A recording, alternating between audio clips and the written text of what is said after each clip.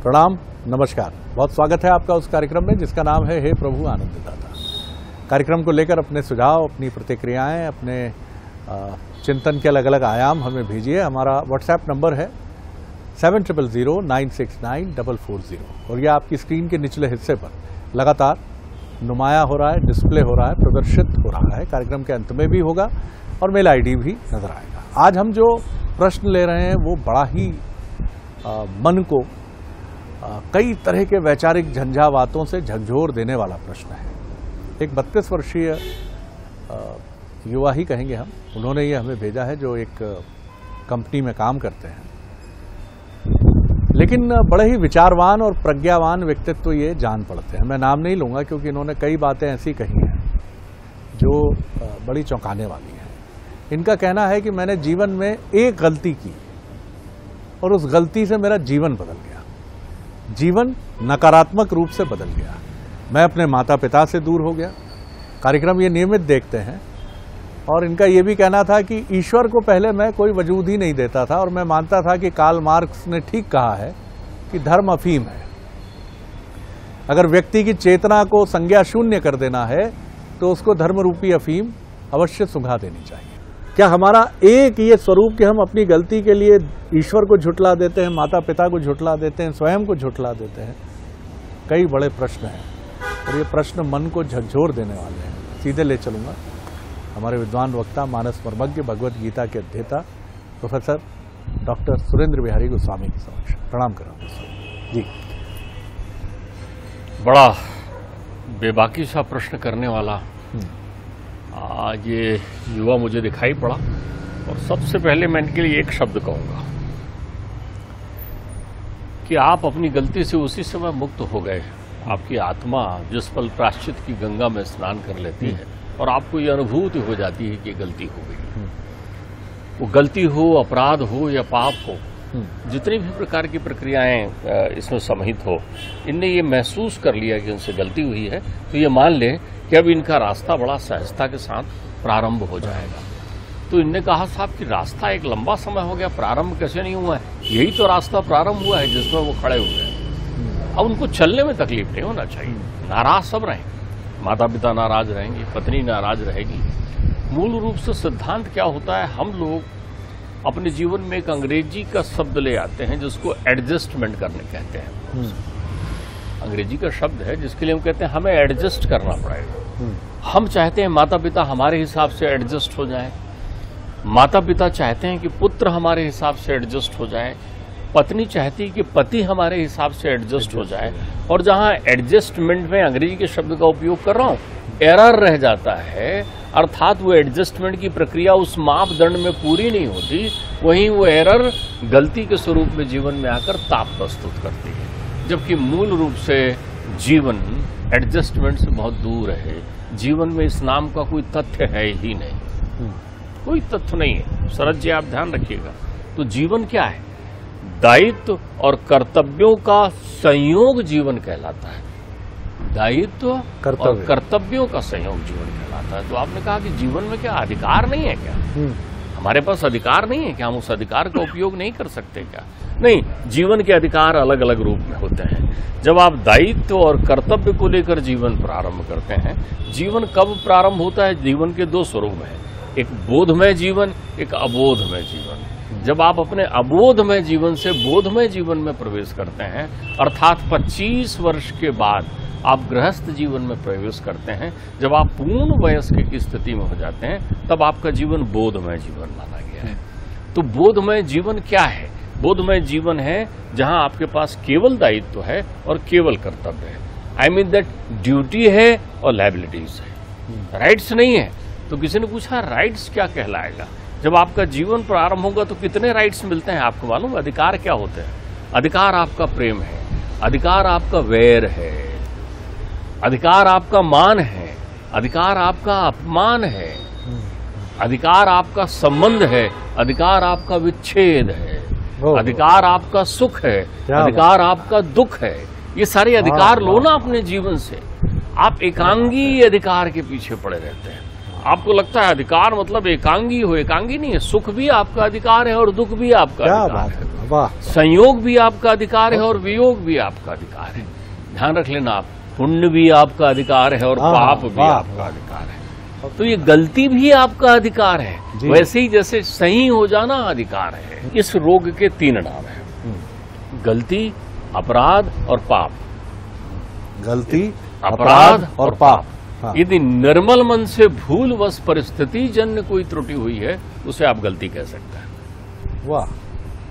निर्मल मन से भूलवश कोई त्रुटि हुई है तो उसे आप गलती कह सकते हैं। वहीं समाप्त हो जाती है।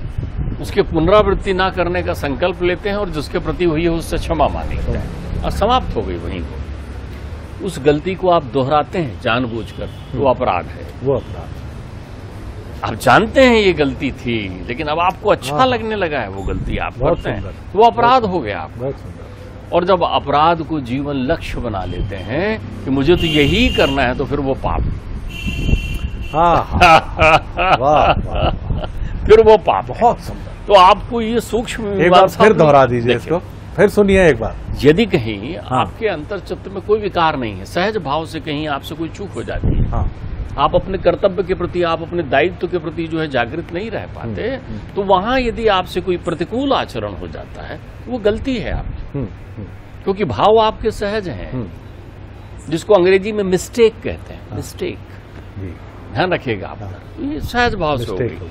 लेकिन अब आप इसकी पुनरावृत्ति करते हैं जानबूझकर, आपको अच्छा लगता है, पुनरावृत्ति कर रहे हैं, तो जैसे ही आप गलती की पुनरावृत्ति शुरू करते हैं, अब वो अपराध की श्रेणी में आ गया। गजब व्याख्या। अब वो अपराध हो गया, ध्यान रख लीजिए, क्योंकि यहाँ आपका इंटेंशन जो है फ्रॉड है, कपट में। वाह वाह वाह। अब आप कपटी हो गए, अब आप लंपट हो गए, आपके जीवन में जो है लंपटता आ गई है, और आपको इसमें ही रस मिलने लग जाए और आप यही आचरण करने लग जाए, तो फिर आप पापी हो गए। तो ऐसे पापी को पिता के द्वारा भी त्याग दिया जाता है, माता के द्वारा भी त्याग दिया जाता है। राजा सगर हुए हैं, इतिहास जानता है, राजा सगर हुए हैं, जिनकी तपस्या के कारण जो है, जिनके वंशानुगत तपस्या के कारण जो है पृथ्वी पर गंगा अवतरित हुई थी। भगीरथ उन्हीं के वंश में हुए थे। सगर के पुत्र थे, सगर के पुत्र थे। असमंजस बालपन से किसी भी कमजोर बच्चे को देखते थे कहीं खेलते हुए, तो उसको उठाकर जल में विसर्जित कर देते थे। जब उनकी ये प्रवृत्ति बढ़ी और उनको इसमें ही आनंद आने लगा, तो पिता ने कहा इसका त्याग कर दो, इसका त्याग कर दो। तो युवा असमंजस का पिता ने त्याग कर दिया था, चक्रवर्ती सम्राट सगर ने। उसके पुत्र थे अंशुमान, वो बड़े कर्तव्यनिष्ठ और अपने दादा के प्रति अत्यंत आसक्ति उनके चित्त में थी, श्रद्धा थी, तो वो आगे बढ़े। उनके पुत्र हुए दिलीप, दिलीप के पुत्र हुए भगीरथी गंगा लेकर आए थे। ध्यान रखिएगा। तो यदि आप पाप जन्य कर्म कर रहे हैं, तो फिर आपका कोई भी त्याग कर देगा, और कोई करे ना करे, जिस पल आप अंतर चित्त से पाप का स्वयं त्याग कर देते हैं, उस पल गंगा आपके हृदय में उत्पन्न हो जाती है। उसे प्रायश्चित की गंगा कहते हैं। कह के तो देखिए, कह दो। तो मैं तो चाहता हूं यदि तुम्हारे अंतर्चित्त में गलती नहीं, अपराध हुआ हो, तो अपराध के लिए सजा है। सजा जिसके अपराधी हैं वो सुनिश्चित करे, जिसके अपराधी हैं वो श्रेष्ठ सजा वही है। जिसके विरुद्ध आपने अपराध किया है वही सजा निश्चित करे। ये अपराध का कृत्य है, उससे कहा जाएगा मेरे प्रति। इसलिए तो देखिए, जगत के न्यायाधीश की हम उपेक्षा करते हैं, लेकिन उसके दरबार में जाते हैं, वो कृपालु है, वो माफ कर देता है। वो तो दुराचारी, अनाचारी, पापाचारी को भी माफ करता है। जाओ ना उसकी शरण में। तो आप बोले मैं तो गया हूं साहब कई बार मंदिर, नहीं, अंतर मन की यात्रा करके उसके शरण में जाओ, मन से अनंत करुणा भाव में बन जाओ, आंसू से अश्रुपात करते रहे, धिक धिक करते हुए जीवन लेके जाओ। ये वृथा गता तस्य नरस्य जीवनम। हे परमात्मा, हे तारणहार, मैं तेरी चरण शरण में हूं, एक बार संकल्प शक्ति दे मुझे, मैं सारे तप करने के लिए तैयार हूं, मैं हर वो घुटन सहने के लिए तैयार हूं, पलायनवादी नहीं हूं। पाप किया था ना, पलायन करने से थोड़ी पाप का प्रायश्चित हो जाएगा, आपको तो प्रायश्चित करना पड़ेगा। आप ध्यान रखिए, जब भी जो है जीवन में ऐसे समय बहुतेरे राजा, आप देखिए ना, आप बार बार आप उदाहरण देते हैं नचिकेता का। नचिकेता के जीवन में क्या गलती हुई? नचिकेता ने कौन सा पाप किया? पिता के विरुद्ध आचरण किया। मात पिता और गुरु की वाणी, विनय विचार करे सो जानी। पिता के अंतर्चित्त में क्या है तुम कैसे जानोगे? ऐसे प्रश्न में उपस्थित युवा उदाहरण है उन लोगों के लिए जो अपने माता पिता को नगण्य समझते हैं। उनको लगता है इनमें अकल नहीं। ध्यान रख लेना, हर व्यक्ति अपने दिमाग में ये बात रख ले कि एक पुत्र के संबंध में, एक संतान, एक पुत्री के संबंध में श्रेष्ठतम निर्णय ले सकते हैं उसके माता पिता। श्रेष्ठतम, उनसे बढ़िया निर्णय कोई नहीं ले सकता। क्या आपको मालूम है किसी पुत्र के विवाह हो जाने के बाद या किसी पुत्री के विवाह हो जाने के बाद माता पिता उसके प्रति जो सजग रहते हैं, जिसमें पुत्र को खराब लगता है या कभी पुत्री को खराब लगता है, वो अपने लिए थोड़ी रहते हैं। उनको तो चले जाना है, वो तो आगे के मुसाफिर हैं, तुम पीछे के मुसाफिर हो। वो सजग इसलिए रहते हैं कि वो इस बात से संतुष्ट होना चाहते हैं कि संसार सरगम के कंटकीले रास्तों के प्रत्येक गुण वो तुम्हें बताते चले। बहुत सुंदर बात है, आपने बड़ी अच्छी बात की। और ये चीज़ तो हम सब समझ पाए कि गलती की पहली सीमा रेखा पार करने के बाद ही ठहर जाना चाहिए। लेकिन कई बार मैंने देखा है, मनुष्यगत स्वभाव है कि वो अपनी गलती को गलती ही नहीं मानता है।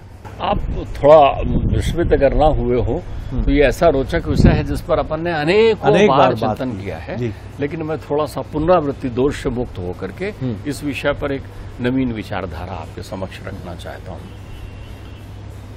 विषयाशक्ति है, बंधा हुआ बंधन है। बंदर को मुट्ठी में बंधा हुआ वो चना अच्छा लग रहा है। सुराही में हाथ डाला और सुराही में चने रखे थे। चने रखे थे, बंदर को पकड़ने का विधान है, तो वो उसने चने पकड़ लिए हैं मुट्ठी में। ध्यान रखिएगा, अब वो मुट्ठी छोड़ दे तो सुराही से हाथ बाहर निकल जाए, लेकिन चना ने अच्छा लग रहा है ना। वैसे इस संसार की विषया शक्ति जब आपको प्रिय लगने लगती है, जब आपको खुजली अच्छी लगने लगती है, जब आपको उन कृत्यों में आनंद आने लगता है, तो आप अपने इस मजा के लिए उसकी वकालत करने लग जाते हैं। क्या हुआ तो ऐसा किया तो और आप महापुरुष और देवाधिदेव और दुनियादारी को शामिल करके उसमें बता देते हो। फिर आप जो है यावद मधु पियाम में हमको यावद मदिरा पियाम में हम पढ़ने लगते हैं। फिर आप संस्कृत के ज्ञाता हो जाते हैं। जहाँ मैया जो है अपने मधुर पान कर रही है अर्थात शहद पी रही है, वहां आपको लगता है नहीं मदिरा तो मैया भी पीती थी, तो मैंने पी लिया तो क्या हुआ। फिर आप काल भैरव को मदिरा पान कराते हुए उस मंदिर में जरूर जाते हैं, क्योंकि आप मदिरा पीते हैं ना, तो आप दिखाने जाते हैं भगवान भी पीते हैं इसलिए मैं भी पीता हूं। अरे भाई सीधी सी बात है, सुर और असुर, सुर अमृत का पान करते हैं, असुर जो है सुरा का पान करते हैं। तो ये आसुरी प्रवृत्ति तुम्हारे अंतर्चित्त में उत्पन्न हो गई ना, तुम्हें मीठी लग रही है। ये प्रवृत्ति हमारे अंतर्मन में है। मैंने आपको बताया था त्रिगुण का समागम है शरीर, तो ये सारे गुण हमारे साथ हैं, प्रकृति प्रदत्त हैं। जड़ता तुझे मीठी लग रही है, उनके मन में भ्रम होता है कि मैं तो हमेशा ऐसा ही रहूंगा। वो इस नश्वर काया को यथार्थ मानकर जीवन जीते रहते हैं, तो वो ज्ञान से च्युत होता है। ज्ञान उनके पास होता नहीं, ज्ञान की विरक्ति होती है। तभी तो वो माता पिता गुरु, ध्यान रखिएगा, पत्नी भी तारणहार होती है यदि पत्नी पतिव्रता है। अब पतिव्रता का अलग अलग अर्थ लोग लगाते हैं। पतिव्रता पर तो साहेब कबीर बड़ी सुंदर बात कहते हैं, पतिव्रता मैली भली, पतिव्रता मैली भली, काली कुचिल कुरूप, काली कुचिल कुरूप, कुरूप है पतिव्रता है। पतिव्रता मैली भली, काली कुचिल कुरूप, और पतिव्रता के रूप में वारों रूप अनूप। ऐसी स्त्री जो धर्म पथ पर अग्रसित कर सकती हो पति को, ऐसी स्त्री जो पति के अंतर मन में जो है आत्मविश्वास संचार कर सकती हो, ऐसी स्त्री जो अपने पति को हारने ना दे, उसके मनोबल को गिरने ना दे, ऐसी स्त्री जो परिवार को एक मुट्ठी में पकड़ कर रखे रहे और कहे क्या बात करते हो, दुख सुख तो जीवन में बना रहता है, अपन साथ चलेंगे, जो मैं का त्याग करके हम बन जाए, वो पतिव्रता है। वो पतिव्रता है, वो बुद्धिशील होती है। उसका मार्गदर्शन प्राप्त करना, उसकी प्रेरणा प्राप्त करना जीवन में आनंददायक होता है। यही अनसुईया हैं, यही सावित्री हैं, यही सीता हैं, जिनके अंतर्चित्त में त्याग समर्पण की वो मूर्ति होती है जो तुलनात्मकता में नहीं जाती। ठीक है। तो यदि, इसमें यदि क्या है, इन्हें तो मालूम है कि गलती इनसे हुई है, लेकिन मुझे लग रहा है वो गलती नहीं, अपराध भी नहीं, पाप इनसे हुआ है। और पाप इससे हुआ है कि जिससे माता पिता का हृदय दुख है वो पाप है। लेकिन अब माता पिता का हृदय अगर इससे दुख गया है कि तुमने अपने पसंद से विवाह कर लिया है, तो फिर सेवा ही तुम्हारा धर्म है। और सेवा अकेले नहीं, फिर तो तुम्हें अपने जीवन को अरे तुम भाग्यशाली हो, कन्या रत्न तुम्हारे यहाँ है। तुम अपने जीवन को सत्यव्रतम सत्य परमम सत्य सत्य योनि सत्यात्मकम बना सकते हो। तुम अपने जीवन को वो कैसे बना सकते हो? जाओ सबसे पहले हम कदम होकर पत्नी के पास कि मैं तुम्हारा हूं, तुम्हारे साथ जीवन समर्पित करूंगा, न्याय के दरवाजे में इसकी प्रतीक्षा नहीं होगी, मेरा न्याय तो तुम करोगे। और हम सबसे पहले अपने आप को न्याय के योग्य बनाने चाहिए माता पिता के चरण शरण में। पिताजी से बात करने में संकोच है, पिताजी नाराज है तो जाने में संकोच है। अब तक मित्रता नहीं की, पिताजी से बढ़िया मित्र और कोमल कोई नहीं है। तो एक बार जा तो गले लग जा, मिल, वो रूठेंगे, रूठने दे, तू टूटना मत अपनी सेवा से। तो जीवन को समझिए, वास्तविक अधिकार को समझिए। हम अधिकार में केवल अच्छा रखते हैं जो हमारे हिसाब से है, लेकिन जो हमने उत्पन्न किया है वो सब हमारा है। हमारे कृत्यों से ही ये सारी चीजें उत्पन्न होती है। इसलिए परमात्मा गीता में कहते हैं कर्मण्य एवेव कर्माणि कर्मण्येवाधिकारस्ते। कितनी बात कहते हैं, उपनिषद में कहते हैं कर्मण्य एवेव कर्माणि, जिज विशेष सतम क्षमा। आनंद से करना अपने कर्म को, अच्छे समय में भी बुरे समय में भी। कर्मण्येवाधिकारस्तु, तेरा अधिकार है। कर्मण्येवाधिकारस्तु, करना अधिकार। मांग रहा था ना अधिकार की, अधिकार बताओ, तो कर्म ही अधिकार है, गीता कह रही। क्यों? क्योंकि कर्म ही दायित्व है। तुम भागो मत, ठहरे रहो। जो भी व्यक्ति अपने जीवन में इसकी अनुभूति कर लेता है, और अनुभूति क्या है, आप कहें ना कहें, ये आप समझ लीजिए, आपके भीतर में परमात्मा ने वो यंत्र स्वमेव प्रकृति प्रदत्त फिट कर रखा है। हम कई बार कह चुके हैं कि आप गलत हैं या सही, इसकी प्रतीक्षा आप किसी के द्वारा बताने से मत करें। तेरा अंतर्मन जानता है, तू जानता है कि कहाँ गलत है कहाँ सही है। बहुत सुंदर। और समय रहते अपनी इस गलती का प्रायश्चित कर लें। इसीलिए आप बहुत सुंदर शब्द प्रयुक्त करते हैं कि परमात्मा और अंतरात्मा। परमात्मा का ही स्वरूप अंतरात्मा के तौर पर आपके मन में व्याप्त है, आपके भीतर है। कर्म ही आपका अधिकार है। और कर्म प्रसन्नता से क्यों नहीं करते हो? क्योंकि इसलिए नहीं करते हैं हम कर्म प्रसन्नता से कि वो न हमें प्रसन्न कर रहे हैं, न हमसे जुड़े लोगों को प्रसन्न कर रहे हैं। आनंद आ गया गोस्वामी जी, बहुत आनंद आया। आज बड़ा सीखने का मौका मिला आपसे। प्रणाम है आपको। प्रणाम आपको भी। अगले एपिसोड में एक और विषय लेकर उपस्थित होंगे। नमस्कार।